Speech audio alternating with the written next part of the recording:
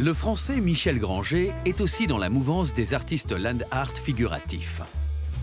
Il est connu pour ses tableaux qui illustrent les couvertures de magazines, affiches, timbres-poste et pochettes de disques. À l'origine, le dessin, c'était ça. Il décide de reproduire en land art un des spectateurs de son œuvre célèbre, le Trac, qui illustre l'album Equinox de Jean-Michel Jarre. J'avais imaginé l'auteur, ou le chanteur, ou le musicien, ou sur scène, en face de tout le public, chacun avec des jumelles comme ça. Donc ça doit être quand même très impressionnant. Déjà, un public sans jumelles, ça doit être impressionnant. Avec des jumelles, ça doit être vraiment beaucoup d'émotions.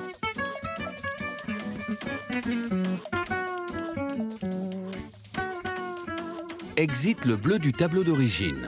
Il faut désormais composer avec le vert à l'échelle de la nature. Pour reproduire son œuvre à la taille d'un paysage, Michel Granger a choisi le terrain d'un aérodrome non loin de Besançon. C'est très grand, c'est plusieurs terrains de football. Hein. C'est changer de dimension, c'est-à-dire on sort de la feuille pour aller à la dimension de ce que nous offre la Terre, une espèce de dimension. Là, elle n'est pas infinie, mais on pourrait. Hein. On pourrait faire un land art qui soit infini. Le secret de son nuancier réside dans la hauteur de la tonte. Quand l'herbe elle est très haute, on a un vert qui est très foncé. Si l'herbe elle est plus courte, on a un vert pelouse.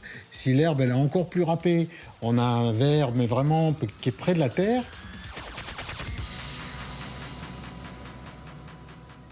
Et c'est intéressant parce que là, l'herbe devient une matière picturale.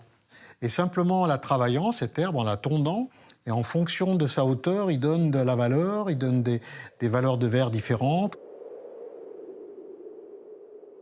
J'ai voulu reprendre un des personnages du Trac, un des personnages d'Equinox, un personnage tout seul, comme ça, avec la jumelle. J'ai voulu reprendre ce personnage parce que j'ai imaginé que les aviateurs, quand ils vont arriver avec leurs petits avions sur cet aérodrome, ils vont se trouver en face d'une immense image sur le sol qui les regarde comme ça avec des jumelles.